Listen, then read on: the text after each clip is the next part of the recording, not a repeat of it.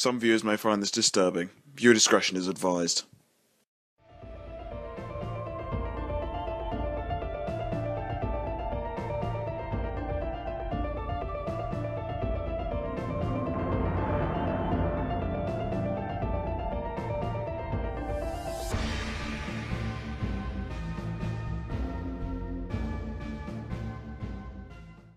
If you've watched my Time Twister review, you know that I've decided to come to terms with my anger. A lot of the times it has been unwarranted, and I plan to rectify it as much as possible. Now, I'm not going to re-review every single thing that I had to freak out over, that'd be totally ridiculous and take up way too much time, but I'm going to try to fix the things where I went above and beyond, and certainly crossed the line, undisputably, usually resulting in me attacking the writers. Otherwise, I'm going to update reviews that are outdated, where logic isn't entirely there, or my arguments needed to be stronger. And let's start with perhaps my most infamous case of both of these, my Pet Sitter Pat review. One thing that you're going to have to know, though, is that although I am going to try to stay calm reviewing these episodes again, my opinions, by and large, have not changed. Pet Sitter Pat is still my least favorite, or most hated, whatever you want to call it, episode of SpongeBob. When I originally saw it, I was so disgusted and enraged that I hastily made a review in less than 4 days, in what turned out to be a badly made excuse to call out one of the writers personally. You could say that it was a dash of overreaction. It went all the way up to rebutting to his Twitter feed, and that led to a lot of people harassing him on Twitter. Yeah, let's get this out of the way.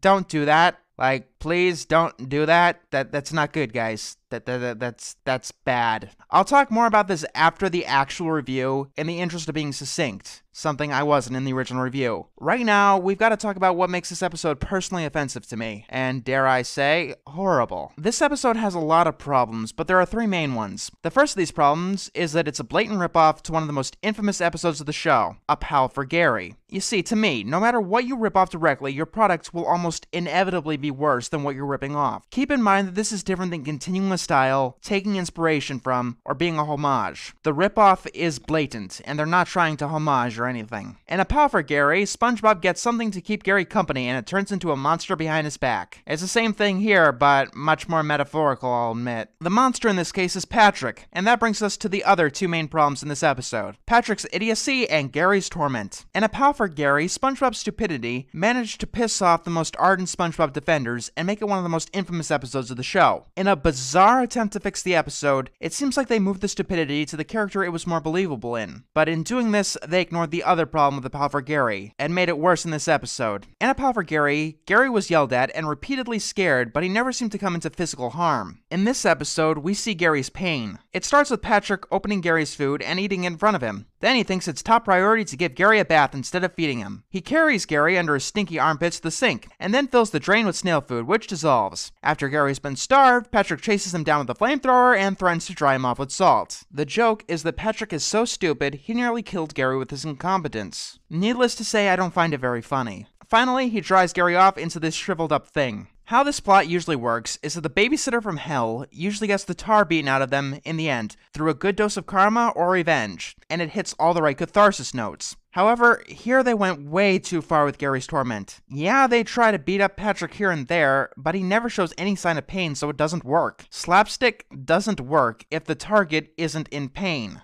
And the ending to the episode, what tends to make or break these plots, is one of the most infuriating segments. SpongeBob comes in to find his house entirely destroyed and doesn't even seem to notice it. Not only that, but Gary is happy too. It's a special kind of insulting. Like, it's one thing to pull away the sheets and say that, look, Gary was never in any real danger, we just played you. But Gary was clearly in danger up to and including his life being threatened, all because Patrick was careless enough to let it happen. It's a special kind of sad that I believe that Patrick would actually do this. Ignoring the pre-movie episode Dumped, where Patrick turned out to be better to Gary than SpongeBob, this is the end result of flanderization. You see, when a character only has one trait that the writers focus on, they tend to make it more and more extreme. Now, to prove that Patrick is still stupid, they need to show us that he's stupid enough to get someone else's pet killed. To add to that, Patrick is indignant to SpongeBob when he's checking up on the snail that's nearly getting killed. It makes it frustrating, to say the least. Patrick is supposed to be one of the good guys on the show, so in each episode, he needs to do something likable or get punished for doing something heinous. That's how it worked in pre-movie with Mr. Krabs. That's how most shows work. If you want to have an asshole, fine. You must never let them succeed in their endeavors. Take a look at Eddie from Ed, Edd n Eddy or Ren Howick from Ren and Stimpy. It helps build up sympathy with them. The plot may make make more sense than the pal for Gary, but it's still a bit of a mess. This plot type has been done before, and it has been done well. Someone gets a horrible babysitter. Ignoring the fact that the babysitter is usually a new character that can be fitted to the plot, there is another giant misstep.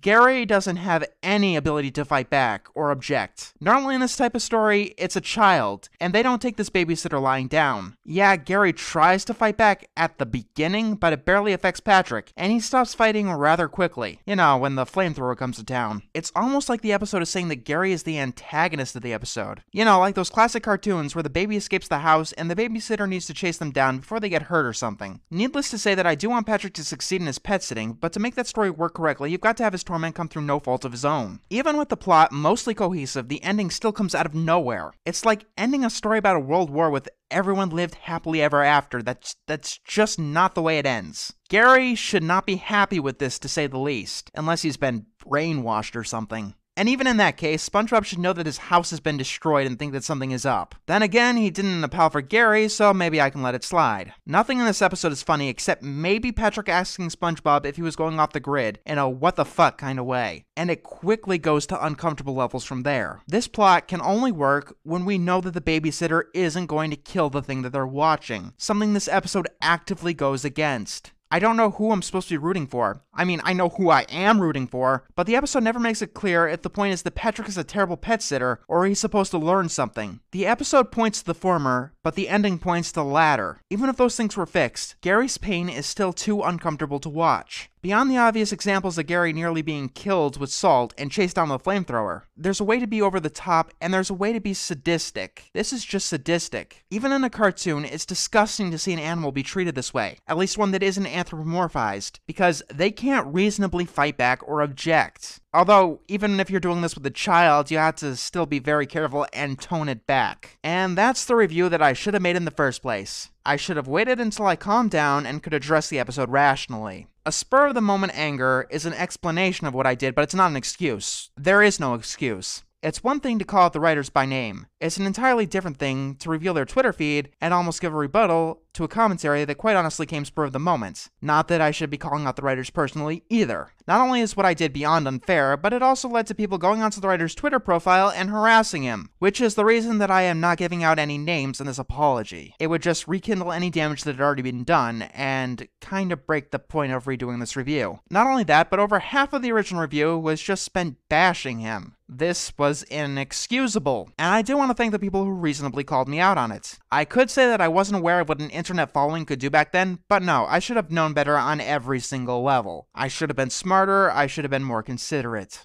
Beyond being just mean-spirited and causing strife to a person who didn't deserve it, I've regretted doing similar shit in the past. Also, there's the little ironic fact that calling out a writer like that contradicts some of my own opinions and views. I am a firm believer in death of the author. Calm down. Death of the author is a term that means the author's interpretation of his or her own work is just as valid as anyone else's. No less, but no more either. This is one of the reasons that I point out unfortunate implications that a writer didn't see. It shouldn't have mattered to me personally what the writer of this episode thought of his own work. Usually the death of the author refers to things on the more artistic fringe, but it can also refer to character interpretations or how we're supposed to see a character in a particular episode. Here's another belief that just so happened to slip my mind in my outrage. Good people can make bad art, and bad people can make good art. Your ethical center has almost nothing to do with how good or bad your art is. Not to mention that actions or products can turn out entirely different than one's intentions. Speaking of that, it's easy to say, I was stupid then, but I'm smarter now. We've all said that plenty of times, but I want you guys to keep me in check directly. Yes, if I ever do something so stupid as this again, please call me out on it. Keep in mind that I'll still say that the writing or the story of the episode is bad, and the writer shouldn't have done that or whatever, or point out implications that the writer wasn't thinking through. That's what being a critic is. It's what I'm supposed to do. What I'm not supposed to do is call out someone personally or directly. Speaking of coping though, join me next time when I talk about anger issues in my re-review of Putting Your Hoof Down.